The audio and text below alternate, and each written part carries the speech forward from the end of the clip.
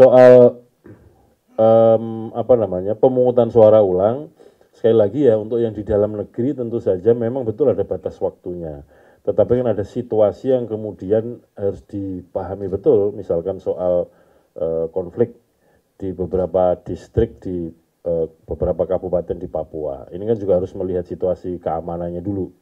Rata-rata kan persoalannya karena apa namanya, yang situasi seperti ini karena ada yang begitu melihat penghitungan suara kalah lalu kemudian bikin onar. Kemudian juga yang seperti yang di NTB itu. Makanya kemudian juga harus melihat situasi keamanannya. Bahwa situasi seperti itu tentu kami akan koordinasikan dengan pihak kepolisian kapan waktu yang tepat untuk dilakukan pemungutan suara ulang. Kemudian yang berikutnya,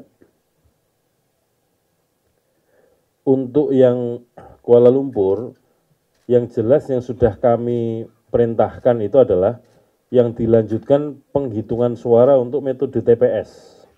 Karena yang problem kan metode pos dan metode KSK atau kotak suara keliling. Jadi penghitungan suara untuk metode TPS yang kemarin digelar pada hari Ahad tanggal 11 Februari, itu penghitungannya tetap dilanjutkan tanggal 14-15 ini. Tapi untuk yang pos dan KSK dihentikan untuk tidak diikutkan dalam penghitungan suara. Karena apa? Direkomendasikan untuk PSU. Nah, kemudian yang kedua, karena PSU-nya ini dimulai dari pemutahiran data pemilih, tentu saja akan kami lakukan secara hati-hati. Kenapa hati-hati? Yang pertama, sudah ada sebagian pemilih di dalam DPT ataupun DPTB ataupun dalam KSK, dalam DPK yang sudah ikut pemungutan suara TPS. Berarti kalau dia sudah ikut pemungutan suara TPS kan nggak bisa diikutkan lagi dalam pemungutan suara ulang untuk metode KSK dan POS. Demikian juga di dalam negeri juga sudah ada pemungutan suara, sehingga tidak bisa lagi kemudian orang yang sudah hadir di dalam negeri, sudah nyoblos kemudian tiba-tiba geser ke Kuala Lumpur, ikut pemungutan suara, ngaku pindah milih misalkan.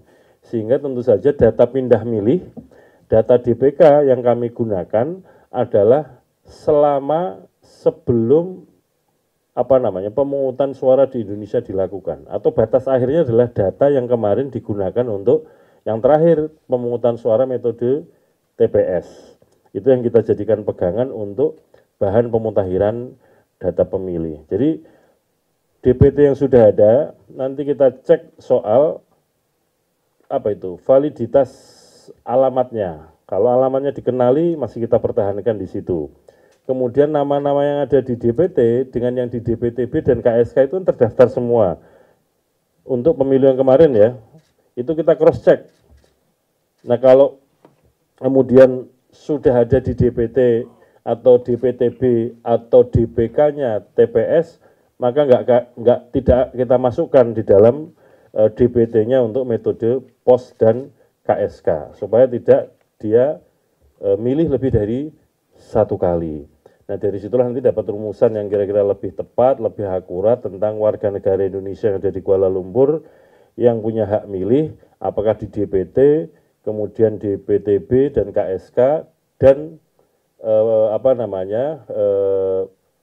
sudah melakukan coblosan untuk TPS. Itu yang tidak akan kita ikutkan. Yang berikutnya, kita juga harus menyisir lagi begini.